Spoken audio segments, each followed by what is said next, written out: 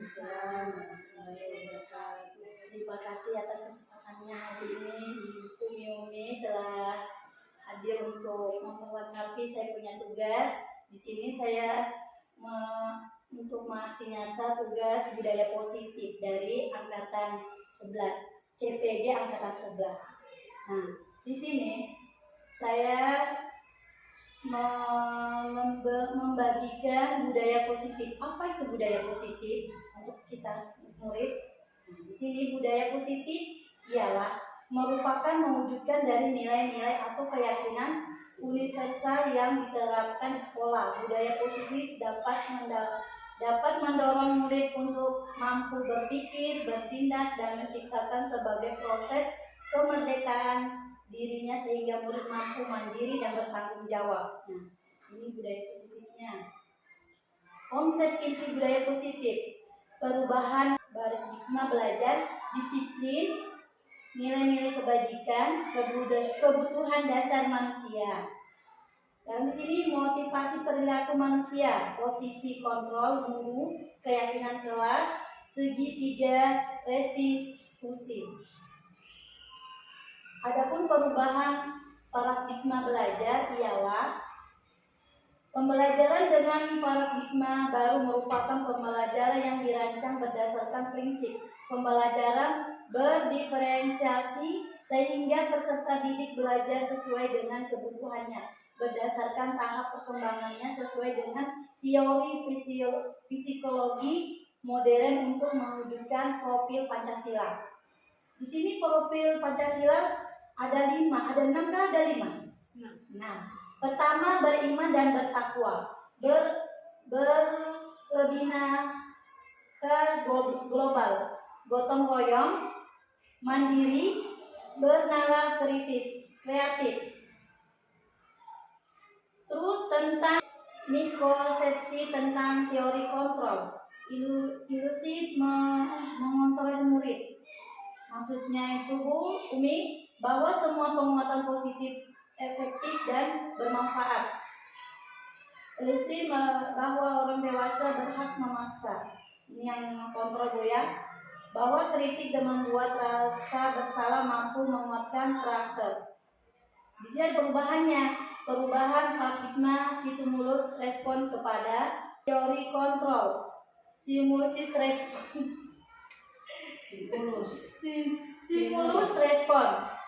Nah, di sini ada teori kontrolnya beberapa Bu ya. Sekarang kedua, disiplin positif. Apa itu disiplin positif?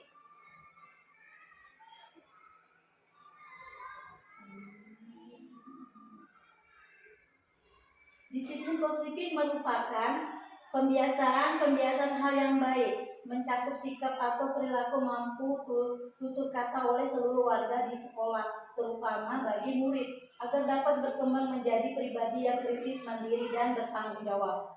Sebagai pendidik, tujuan kita adalah menciptakan peserta didik yang memiliki disiplin diri sehingga mereka berperilaku mengacu kepada nilai-nilai kebajikan universal dan memiliki motivasi dalam diri menuju perubahan perilaku ke arah yang lebih baik.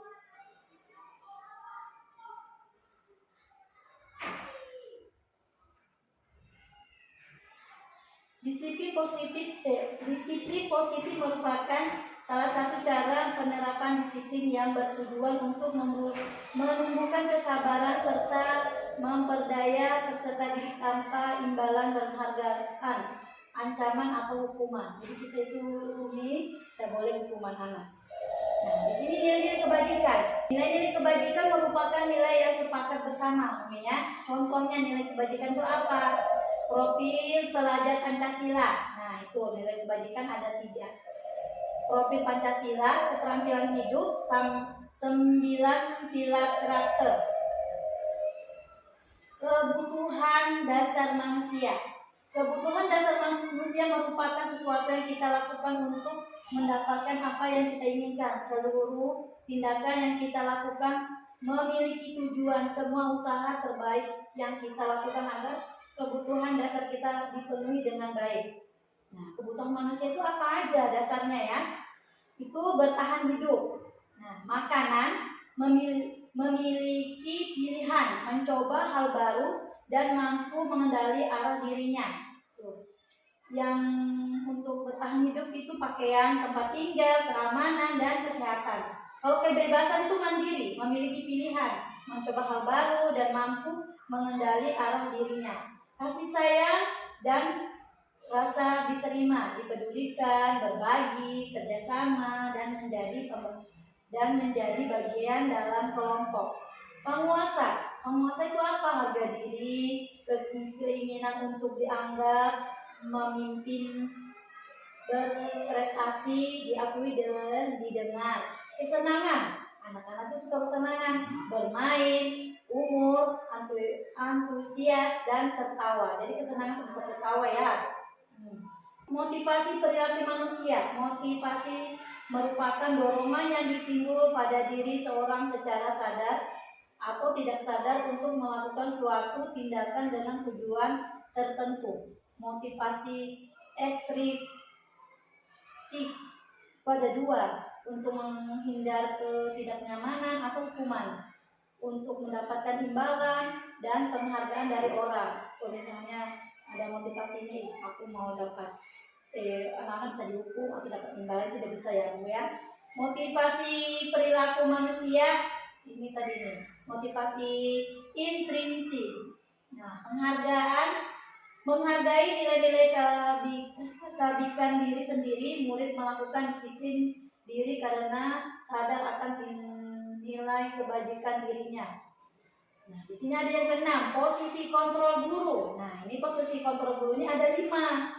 Penghukum, pembuat rasa bersalah, teman, pemantau, manajer. Tapi sekarang ini kebanyakan penghukum. Padahal kita harus menjadi manajer. Apa itu manajer? Kita lihat di sini. Posisi kontrol guru itu penghukum. Setiap anak-anak kalau misalnya tidak bawa apa, misalnya terlambat, pasti dihukum ya. Di sini seorang penghukum bisa menggunakan hukuman fisik maupun verbal. Akibat dari posisi sebagai penghukum akan menimbulkan dendam dari murid kepada guru. Jadi itu kebanyakan dendam. Pernah atau tidak? Saya pernah guru bahasa matematika. Saya disuruh mengerjakan, paling tidak suka saya matematika. Sampai sekarang anak kan sering dihukum kan, kebanyakan. Jadi kalau kita menghukum anak-anak, pasti anak itu akan namanya ingat. Kalau Umi pernah tidak? Pernah. Nah kan kalau Umi, nah kan? Jadi kenapa di sini saya jadi calon guru penggal, banyak hal yang saya tahu di sini. Ada penghukum tak boleh, karena akan membekas dari anak seperti kita alami kan. Jadi di sini keadaan bagi murid akan memiliki dampak negatifnya terhadap fisik muridnya. Guru-guru yang menerapkan posisi hukuman akan berkata, patuh aturan saya atau awasi. Kamu selalu saja salah, pasti selalu yang berakhir selesai.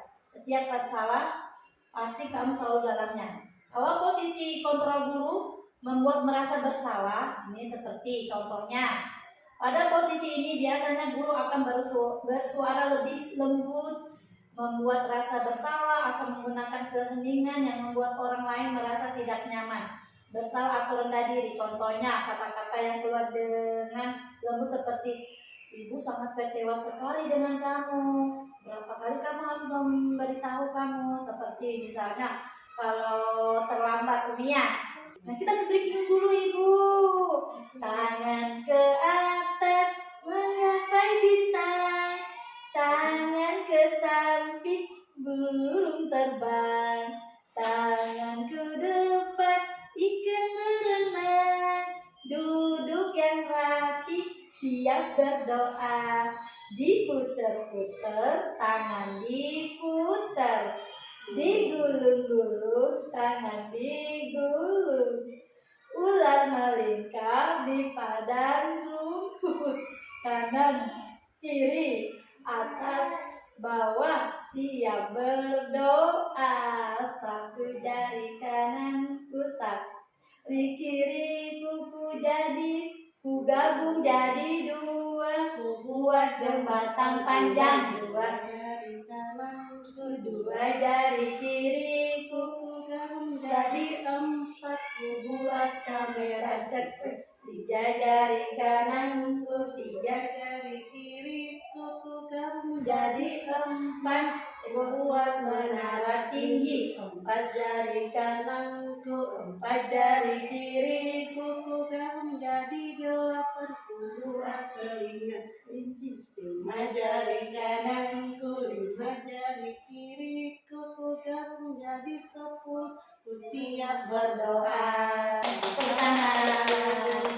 Posisi kontrol teman. Nah, kalau teman ini, guru pada posisi ini tidak akan menyakiti murid, namun akan tetap merupakan kontrol murid melalui persuasi. Posisi positif merupakan hubungan baik yang menjalin antara guru dan murid-murid. Hal negatif dari posisi teman adalah bila suatu saat guru tersebut tidak membantu, maka murid akan kecewa dan perkataan yang berpikir, bapak atau ibu itu teman saya. Guru di posisi teman menggunakan hubungan baik dan humor untuk mempengaruhi seseorang. Mereka akan berkata, ayo bantu demi bapak ya, atau ibu ya. Ayo sudah kali ini tidak apa-apa, nanti ibu bantu bereskan. Jadi anak-anak kalau misalnya anak TK, kalau nggak bisa pakai sepatu, dia sendiri harus berusaha. Nah, jangan sering dibantu. Ya Umi ya. Posisi pemantau, ini kebanyakan nih pemantau. Memantau kita cuma memantau. Memantau berarti mengawasi. Nah, mengawasi. Pada saat kita mengawasi, kita bertanggung jawab atas perilaku orang-orang yang kita awasi. Posisi pemantau berdasarkan pada peraturan dan konsekuensi. Posisi pemantau sendiri berawal dari teori stimulus respon yang menunjukkan tanggung jawab guru dalam mengontrol murid. Pertanyaan yang diajukan seorang pemantau, peraturan apa? Sanksi apa? Ini kayak pemantau, kita lihat-lihat anak-anak. Padahal di sini guru ini, kita menjadi guru ini posisi kontrol itu manajer. Manajer itu apa? Posisi di mana guru berbuat sesuatu bersama dengan murid, mempersilahkan murid bertanggung jawab perilakunya, mendukung murid agar dapat menentukan solusi atau persalahannya sendiri. Nah, di sini posisi kontrol, manakah aku? Saya kecewa sekali dengan apa kamu lakukan. Posisi kontrol, manakah aku? Membuat saya bersalah. Posisi kontrol mana aku? Ayo lakukan demi ibu. Posisi kontrol mana aku? Teman. Posisi kontrol mana aku? Kamu ini tidak pernah melakukan. Yang mana? Posisi kontrol mana? Menghukum. Posisi kontrol mana? Ayo, apa rencanamu menyelesaikan masalah ini? Posisi kontrol mana aku? Manajer.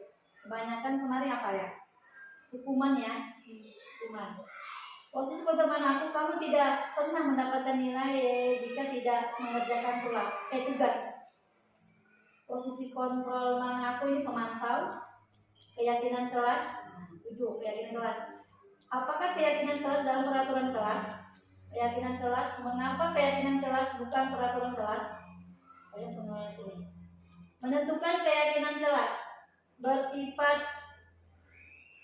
abstrak, merupakan pernyataan universal dibuat dalam pernyataan positif, sedikit saja agar mudah diingat. Langkah-langkah dalam membuat keyakinan kelas. Nah, langkah-langkahnya kita melakukan keyakinan kelas ini: memunculkan peraturan kelas, mengubah peraturan menjadi kalimat positif, menarikkan keyakinan kelas dengan nilai-nilai kebajikan, gambaran perilaku yang mencerminkan keyakinan kelas, menentukan peran warga sekolah, menjawab ulang refleksi keyakinan kelas. Nah, di sini keyakinan kelas itu ada beberapa. Kedelapan, segitiga restitusi. Apa ini segitiga restitusi ini? Adalah proses dialog yang dilakukan guru atau orang tua untuk menghasilkan murid yang mandiri dan bertanggung jawab dan berkarakter. Mereka menjadi lebih kuat saat kembali ke kelompoknya. Menstabilkan identitas. Nah, di sini berdasar prinsip membuat kesalahan adalah bagian dari proses pembelajaran. berbuat salah itu tidak apa-apa. Tidak ada manusia yang sempurna ya Umi ya. Saya juga pernah melakukan kesalahan seperti itu. Apa Ibu tidak tertarik mencari siapa yang salah? Tapi Bapak Ibu mencari solusi dari permasalahan ini. Kamu berhak merasa begitu. Apakah kamu sudah menjadi teman yang baik buat dirimu sendiri? Validasi tindakan yang bersalah. Berdasarkan prinsip setiap perilaku merupakan memenuhi suatu kebutuhan tertentu. Bukan berarti penguatan tindakan salah itu pantas dilakukan, namun di sini lebih menguat pemahaman kita dalam alasan dari murid melakukan tindakan tersebut. Menanyakan keyakinan. Di sini menanyakan keyakinan ada beberapa. Apa nilai umum yang kita telah sepakati? Apa keyakinan kelas kita? Kamu mau jadi orang seperti apa? Ini prinsipnya ya Bu ya. Terima kasih. Ada pertanyaan Ibu? Beda. Nah, apa itu Bu budaya positif itu? Kalau budaya positif kemarin saya ada anak-anak kalau mau setiap masuk itu kita sepakat kelas dulu. Misalnya sepakat kelas buang sampah di tempat sampah. Kalau bersalah harus minta maaf. Kalau mau kenyamanan di dalam kelas harus menjagakan kerapian. Nah Ibu, terima kasih atas kesempatannya Ibu. Assalamualaikum warahmatullahi wabarakatuh. Waalaikumsalam warahmatullahi wabarakatuh. Terima kasih Umi. Pertanyaan. Itulah budaya positif kita. Jadi kita harus terapkan. Tidak boleh banyak hukuman ya Umi ya. Siap. Terima kasih.